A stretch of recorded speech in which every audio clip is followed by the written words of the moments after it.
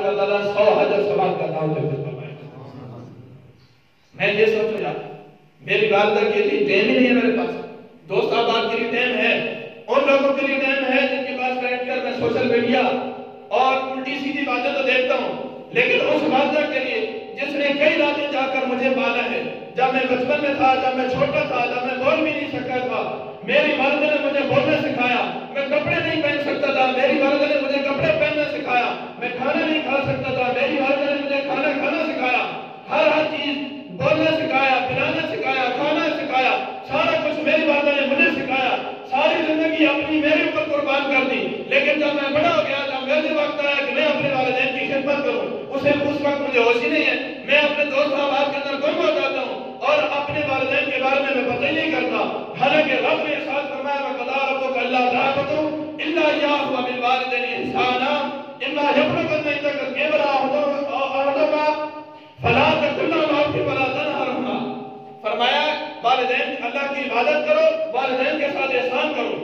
آگے کیا فرمایا کہ اگر ان میں سے کوئی ایک یا دونوں بوڑھے ہو جائیں تو ان کے سامنے اف بھی نہ کرو. ایک تفسیر مفتی صاحب میں نے پڑھی, میں حیران ہو گیا. ایک بزرگ نے یہاں تک لکھا کہ بندہ سارا دن کام کرتا رہے اور تھک ہار کر آئے, اگر والد کوئی دوسرا کام کہہ دے, اب بندہ جب تھکا ہوتا ہے بندے کی زبان سے لکھتا ہے اف. فرمایا کہ یہ تو اف ہے نا کہ والدین کے سامنے اف بھی نہیں کہنی, فلا تقل لهما اف ولا تنهرهما, کہ ان کے سامنے اف بھی نہ کہو. اس مفسر نے لکھا ہے کہ بندہ سارا دن کام سے تھکا آیا, والد نے کوئی کام کہا, کام کر بھی دیا, زبان سے اف کہہ دیا, اللہ تبارک و تعالیٰ نے اسے بھی منع کر دیا. کتنا بڑی شان ہے والد کی, کتنا بڑا مقام اور مرتبہ ہے والدین کا. اس ماں کا کتنا بڑا عالی شان اور عالی مرتبہ ہے جس کے بارے میں ہمیں خیال نہیں, ہمیں سوچ بھی نہیں آتی. فرمایا انسان خسارے کے اندر ہے. کیوں کہ اسے بینک بیلنس کا تو خیال ہے, کوٹھی اور محلات کا تو خیال ہے, لیکن خیال نہیں ہے تو اپنے والدین کا نہیں, خیال نہیں ہے تو اپنے پڑوسیوں کا نہیں, خیال نہیں ہے تو اپنے رشتہ داروں کا نہیں. برما کے اندر, کشمیر کے اندر مسلمانوں پر جہاں کہیں مرضی ظلم اور ستم ہوتا رہے, مجھے کیا فکر ہے, میں تو آرام سے بیٹھا ہوں, میرا گھر تو آرام سے بچا ہوا ہے. نہیں, پیارے آقا علیہ الصلوۃ والسلام نے ارشاد فرمایا مسلمان تمام کے تمام ایک جسم کی مانند ہے. اگر آنکھ کے اندر تکلیف ہو تو پورے جسم کو تکلیف ہوتی ہے, اگر ہاتھ کے اندر تکلیف ہو تو پورے جسم کو تکلیف ہوتی ہے, اگر پاؤں کے اندر تکلیف ہو تو پورے جسم کے اندر تکلیف ہوتی ہے, اگر سر کے اندر درد ہو تو پورے جسم کو تکلیف ہوتی ہے. اسی طرح فرمایا کہ تمام مسلمان ایک جسم کی مانند ہے. اگر دنیا کے کسی کونے کے اندر بھی کسی مسلمان کو تکلیف ہو تو تمام مسلمانوں کو تکلیف ہونی چاہیے, لیکن ہمیں نہیں ہوتی. برما کے اندر ہمارے چھوٹے چھوٹے بچے وہ ذبح ہوتے رہے, ہمیں فکر ہی نہیں, ہمیں پتہ بھی نہیں. کشمیر کے اندر اتنا ظلم و ستم ہوتا رہا, وہاں تک انہوں نے کچھ بھی نہیں جانے دیا, نہ کھانا جانے دیا, نہ کوئی دوائیں جانے دی. جو بندہ بیمار ہو جاتا بیچارہ بیماری کے اندر فوت ہو جاتا. لیکن میں یہ سوچوں, پہلی بات تو یہ ہے کہ مجھے جہاد کرنا چاہیے تھا. اگر میں جہاد نہیں کر سکتا, اپنے گھر کے اندر بیٹھ کر ان کا سوچ اور ان کی وجہ سے جن کی تو میرے دل میں آنی چاہیے تھی, مجھے پریشانی تو لائق ہونی چاہیے تھی, کم از کم میں رات کو اٹھ جاتا, رونا شروع کر دیتا, یا اللہ ان مسلمانوں کی خیر فرما جن پر کفار نظر میں ختم کر رہے. اگر میرے دل کے اندر یہ بھی خیال نہیں آ رہا, یہ بھی سوچ نہیں آ رہی کہ مسلمانوں پر اتنا ظلم و ستم ہو جائے, مسلمان پر کفار ہر وقت ظلم و ستم کرے, ہمارے بچوں کے ساتھ تن سے جدا کر کے ان سروں کے ساتھ کھیلنا شروع کر دے, پھر بھی ہمیں رونا نہ آئے, تو پھر میں اپنی زندگی کو دیکھوں کہ یار یہ کیا انسانوں والی زندگی ہے, کیا مجھے احساس ہے ہر چیز کے اندر فرمایا انسان خسارے کے اندر ہے. پہلے یہ نہیں ہوتا تھا, کسی مسلمان کو تکلیف ہوتی, ایک بچی نے آواز لگائی تھی, بادشاہ نے کہا تھا کہ میں قسم اٹھا کر کہتا ہوں جب تک کہ اس کا بدلہ نہیں لوگا نہیں سوگا. 5 سال تک وہ بدلہ نہیں ملا. بادشاہ, مسلمانوں کا بادشاہ تھا, کتنا درد رکھنے والے تھے یار بولو. 5 سال تک وہ بدلہ نہیں ملا. بادشاہ اسلام نے, وقت کا بادشاہ ہے, اس نے کبھی آرام سے نیند نہیں کی. لکھتے ہیں جب مجھے نیند آتی کسی دیوار کے ساتھ ٹیک لگا کر اپنی آنکھوں کی آگ بجھا لیتا, پھر آگے سفر شروع کر دیتا.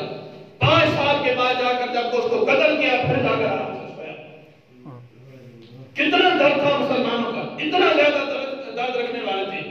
لیکن ہمیں, یعنی ہم یہ سمجھتے ہیں کہ میں نے نماز پڑھی, میں نے بہت بڑا کمال کر دی ہے. اچھی بات ہے، یقیناً یہ اپنے کم از کم اپنے آپ کو جہنم سے بچا لیا، لیکن دوسرے مسلمانوں کے بارے میں بھی مجھے درد ہونا چاہیے۔ مسلمان کس طرح جا رہے ہیں؟ اگر کردار کے اندر غلط جا رہے ہیں اور مجھے تکلیف نہیں ہوتی تو پھر بھی میری زندگی کے اوپر اف ہے۔ اگر مسلمانوں کا کردار خراب ہو رہا ہے، ہمارے بچوں کی نسلیں تباہ و برباد ہو رہی ہیں، وہ لبرل کی طرف جا رہے ہیں، لیکن مجھے احساس نہیں ہو رہا، پھر بھی میں سوچوں یار کہ میں غلط جا رہا ہوں۔ اور اگر مسلمانوں پر ظلم و ستم ہو رہا ہے، ہمارے بچے ذبح کیے جا رہے ہیں اور پھر بھی مجھے تکلیف نہیں ہوتی، تو میں اس بات پر بھی رہوں کہ مجھے تکلیف کیوں نہیں ہوتی۔ اگر کسی جانور کے اوپر، یہ تو ہے انسانوں کی بات، اگر کسی جانور کے اوپر بھی ظلم ہو پھر بھی مجھے تکلیف ہونی چاہیے۔ جب جانوروں کے اوپر ظلم ہو رہا ہے، پیارے آقا علیہ السلام نے ہر معاملے میں ہماری تربیت فرمائی۔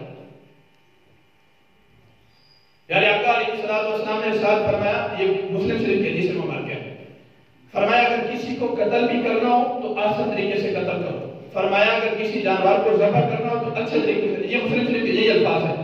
اور فرمایا اگر کسی جانور کو ذبح کرنا ہو تو پہلے چھری کو تیز کر دیا کرو۔ جانوروں کو کتنا خیال ہے کہ اگر جانور کو ذبح بھی کرنا ہے تو اچھے طریقے سے کرنا ہے، چھری تیز کر کے کرنا ہے۔ میرے آقا علیہ السلام ہمیں فرمایا، ہم ذبح کرنے میں تو دور کی بات ہے، ہم تو جناب ہو کے لڑانے شروع ہو گئے۔ ہم نے تو جانوروں کو باقاعدہ ٹرین دی کہ آپ لڑنا شروع کریں، ہم تماشا دیکھیں گے، ہم اس کی ویڈیو بنائیں گے۔ کیا اگر میری آنکھ کے اندر تھوڑی سی تکلیف ہو جائے مجھے کتنا درد ہوتا ہے؟ وہ لوگ جو آپس میں لڑ رہے ہوتے ہیں، کیا مجھے تکلیف نہیں ہوتی؟ کیا وہ جانور نہیں ہے؟ کیا ان کے اندر حیوانیت نہیں ہے؟ کیا ان کو وہ حص کہ جس کی وجہ سے تکلیف پہنچتی ہے، اگر وہ تکلیف اس جانور کو پہنچ رہی ہے تو مجھے بھی ہونی چاہیے، کیونکہ ہماری شریعت نے، ہمارے دین اسلام نے تمام جانوروں کو بھی ایذا دینے سے منع فرمایا، اور میں خود جا کر وہاں پر شرکت کر رہا ہوں، پھر معاذ اللہ ثم معاذ اللہ اس پر جگہ بھی لگ رہا ہے۔ جس طرح ایسا لڑوانا یہ جائز نہیں، اسی طرح اس کا تماشا دیکھنا، اس کی ویڈیو دیکھنا یہ بھی جائز نہیں۔ دین اسلام نے ہر چیز میں ہماری تربیت کی ہے۔ فرمایا وَلَسْرِ إِنَّ الْإِنسَانَ لَفِي خُسْرٍ، انسان اس انداز کے اندر گھاٹے کے اندر ہے کہ ایک تو بے حص ہو گیا، نہ والدین کا پتہ، نہ پڑوسیوں کا پتہ، نہ بہن بھائیوں کا پتہ، نہ رشتہ داروں کا پتہ، کسی دوست احباب کا بھی نہیں پتہ، اپنے سوشل میڈیا کے اندر گم ہو گیا، رات دن اس موبائل کے اندر لگا ہوا ہے۔ ایک یہ نقصان ہو گیا، دوسرا یہ نقصان ہو گیا کہ جانوروں کو لڑانے کے لیے ہم کھڑے ہو گئے۔ اگر آپ پیچھے تاریخ پڑھیں نا، تاریخ کے اندر کبھی بھی ایسا نہیں ہوا، جو ظلم و ستم ہمارے یہاں ہوتا ہے نا، یہ پیچھے تاریخ کے اندر ایسا نہیں ہوا۔ زیادہ سے زیادہ تاریخ کے اندر یہ ملتا ہے کہ کبوتر لوگ اڑایا کرتے تھے، اتنا تو ملتا ہے، لیکن کبھی یہ جو موجودہ دور کے اندر جو حالات ہیں، اللہ تبارک و تعالیٰ معاف فرمائے، بندے کو دیکھ کر نا بندے کے جسم پر جھنجھری پیدا ہوتی ہے اور اتنا زیادہ ظلم و ستم ہو رہا ہے۔ پچھلے دنوں ایک بندے نے میرے پاس صرف پکچر بھیجی ہے، میں ویڈیو نہیں دیکھتا، دیکھنا جائز بھی نہیں، یار جانور آپس میں لڑ رہے ہیں اور ہم اس کو جن کو محسوس ہو رہے ہوتے ہیں، لذت محسوس کر رہے ہوتے ہیں کہ جانور لڑ رہے ہیں، کتنی بحثی والی بات ہے۔ اور یہ جو جانور ایک دوسرے پر اگر ظلم و ستم کرے نا، تو اس کے بارے میں بھی حدیث مبارکہ کے اندر ہے کہ اگر سینگوں والی بکری نے بے سینگوں والی بکری کو ٹکر ماری اور سینگ گھونٹ دیے تو ان کا سزا جزا والا سلسلہ تو نہیں ہے، وہ تو ختم ہی ہو جائے گی، لیکن ان دونوں بکریوں کو پیدا کیا جائے گا۔ جس بکری کے سینگ نہیں تھے اللہ تبارک و تعالیٰ اسے سینگ عطا فرمائے گا، وہ اسی انداز کے اندر اس کو سینگ مارے گی، پھر وہ ختم ہو جائے گی۔ سزا اور جزا نہیں ہے، لیکن جانوروں سے بھی اگر ایک جانور نے دوسرے پر ظلم کیا تو اس کا بھی حساب و کتاب ہے۔ لیکن ہم تو وہ لوگ ہیں کہ جنہوں نے جن کو اللہ تبارک و تعالیٰ نے مکلف بنائے، احکامات لازم کیے، اور ہر چیز کے بارے میں پیارے آقا علیہ السلام نے ہماری تربیت فرمائی ہے۔ اس لیے اس طرح کے معاملے میں کہیں بھی جانور کو بھی اگر ذبح کرنا ہے تو لیٹانا بھی اس انداز کے اندر ہے کہ وہ جانور لیٹے اس انداز کے اندر کہ اس کا منہ قبلہ کی جانب ہو جائے، بعد میں اس کو کھینچنا نہ پڑے۔ شریعت نے اس کی بھی اجازت نہیں دی، لیکن ہم اگر سارے کھڑے ہو کر تماشا دیکھیں تو اس کی کہاں سے شریعت نے اجازت دی ہے؟ فرمایا وَلَسْرِ إِنَّ الْإِنسَانَ لَفِي خُسْرٍ، انسان اس وجہ سے خسارے کے اندر ہے کہ اس کو یہ بھی نہیں پتہ ہوتا کہ میں کس چیز پر کتنا ظلم و ستم کر رہا ہوں۔ لیکن آپ نے بھی کچھ فرمایا، جالا تمام ہی ان الانسان علیہ السلام استغراق ہے، تمام انسان خسارے کے اندر چلے گئے۔ فرمایا نہیں، إِلَّا الَّذِينَ آمَنُوا وَعَمِلُوا الصَّالِحَاتِ وَتَوَاصَوْا بِالْحَقِّ وَتَوَاصَوْا بِالصَّبْرِ، مگر وہ لوگ خسارے میں نہیں جو ایمان ہے اور اچھے اعمال کیے اور ایک دوسرے کو ہمیشہ اچھی نصیحت کرتے رہے، حق کی نصیحت کرتے رہے اور ایک دوسرے کو صبر کی تلقین کرتے رہے، وہ کامیاب اور کامران۔ سبحان اللہ، کتنی اللہ تبارک و تعالیٰ نے ہماری ہر جگہ پر ہمیں فرمایا۔ کس انداز کے اندر اپنی زندگی گزارنی ہے؟ وَتَوَاصَوْا بِالْحَقِّ وَتَوَاصَوْا بِالصَّبْرِ، پہلے ایمان لانا ہے، اچھے اعمال کرنے ہیں، اس انداز کے اندر اپنی زندگی گزارنی ہے، پھر حق کی تلقین کرنی ہے، صبر کی تلقین کرنی ہے۔ اگر کسی پر کوئی مصیبت اور کوئی پریشانی آ جائے تو اسے چاہیے کہ وہ خود بھی صبر کرے اور دوسروں کو چاہیے کہ اسے صبر کی تلقین کرے۔ اللہ تبارک و تعالیٰ نے یہ ہم لوگ بعض کا سوچتے ہیں نا کہ ہم نے بہت بڑا کمال کر دیا، ہم 11ویں شریف والی محفل ہم نے منا لی، بس غوث پاک ہمیں چھڑوا لیں گے، ہماری سفارش کر دیں گے۔ یقیناً وہ سفارش کریں گے، پیارے آقا علیہ السلام کے ساتھ ہماری نسبت ہے، یقیناً وہ ہماری سفارش کریں گے۔ تب تو حساب و کتاب شروع ہونے، پھر پیارے آقا علیہ السلام کبھی عہدہ کوثر پر تشریف فرماؤ گے، کبھی میزان عمل پر تشریف فرماؤ گے، کبھی بڑے صراط پر، ہر جگہ پر تشریف فرماؤ کر ہمیں بچا رہے ہیں، ہم گناہگاروں کو بچانے کی کوشش کر رہے ہیں، سفارشیں کر رہے ہیں۔ یقیناً اس کے اندر کوئی شک نہیں، اس کی کتابیں بھری پڑی ہیں، لیکن یہ بھی تو فرمایا نا وَالتِّينِ وَالزَّيْتُونِ وَطُورِ سِينِينَ وَهَٰذَا الْبَلَدِ الْأَمِينِ لَقَدْ خَلَقْنَا الْإِنسَانَ فِي أَحْسَنِ تَقْوِيمٍ، 5 قسمیں اور پھر لام اور قد سب تاکید کے لیے فرمایا لَقَدْ خَلَقْنَا الْإِنسَانَ فِي أَحْسَنِ تَقْوِيمٍ، ہم نے انسان کو بہت اعلیٰ اور اچھی صورت کے اندر پیدا کیا۔ پھر کیا ہوا؟ فرمایا ثُمَّ رَدَدْنَاهُ أَسْفَلَ سَافِلِينَ، پھر نیچے سے نچلے درجے کی طرف لوٹا دیا، جالا سارے لوٹ گئے۔ فرمایا نہیں إِلَّا الَّذِينَ آمَنُوا وَعَمِلُوا الصَّالِحَاتِ، مگر وہ لوگ جو ایمان لائے اور اچھے اعمال کیے وہ پھر بھی بلند و بالا ہے۔ تو ہمیں یہ چاہیے کہ ہم جہاں پر اپنا کردار اور اپنا انداز بدلنے کی کوشش کریں، اسی انداز کے اندر ہم اپنی اولادوں کی بھی تربیت کریں۔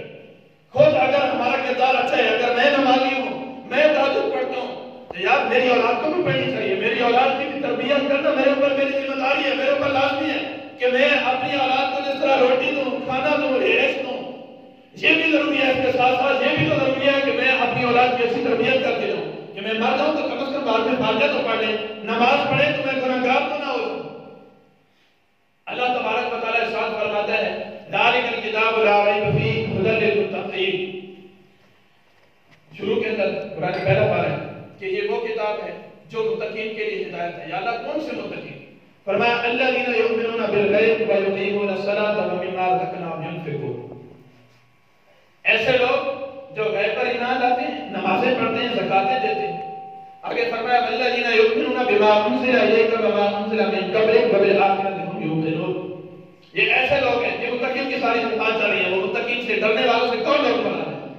فرمایا ایسے لوگ ہیں جو پہلی جتنی کتابیں نازل ہیں ان پر بھی یقین رکھتے ہیں، پیارے آقا علیہ السلام پر جو قرآن مجید نازل ہوا اس پر بھی یقین رکھتے ہیں، آخرت کے دن، حساب و کتاب کے دن پر بھی یقین رکھتے ہیں۔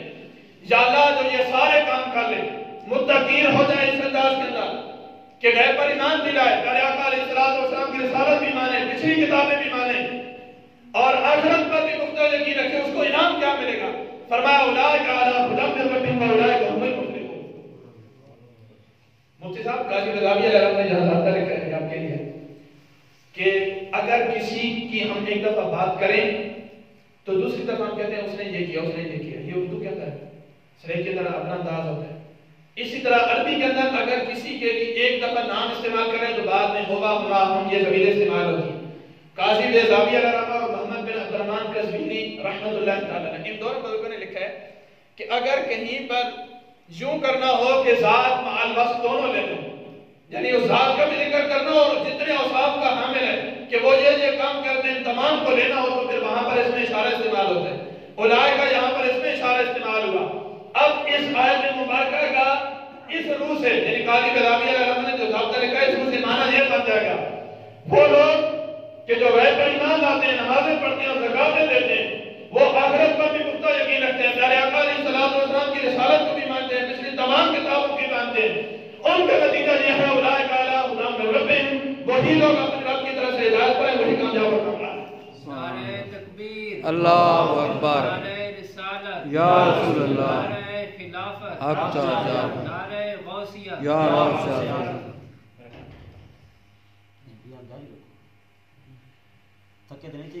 سبحان اللہ۔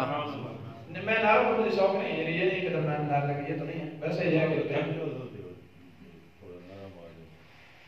اللہ تبارک و تعالیٰ نے ہماری جو تربیت فرمائی نا اس انداز کے اندر فرمائی کہ ایمان بھی کامل رکھنے ہیں اور اس کے ساتھ ساتھ اعمال صالحہ بھی کرنے ہیں، اس انداز کے اندر اپنی زندگی گزارنی ہے۔ اور ہر چیز کے اندر اپنے خسارے سے بچ رہے ہیں۔ بس اوقات ہم یہ سوچ رہے ہوتے ہیں کہ جناب ہمارا خسارہ نہیں ہے، ہم نے تو بڑی ترقی کر لی، بڑی کامیابی کا آپس میں بیٹھتے ہیں نا۔ بعض لوگوں کی گفتگو دائرے میں بھی ایک تیسری معاشرے میں رہتا ہوں، بعض لوگ آپس میں گفتگو کر رہے ہوتے ہیں، کہیں بھی خوشی کبھی پر جائے تو دو باتیں ہو رہی ہیں، یار فلاں بڑا اچھا رہ گیا، اس کے بیٹے پڑھ گئے، اس نے میٹرک کر لیے، اس نے FSC کر لیے، اس نے BCom کر لیے، اس نے BS کر لیے، اس نے MSc کر لیے۔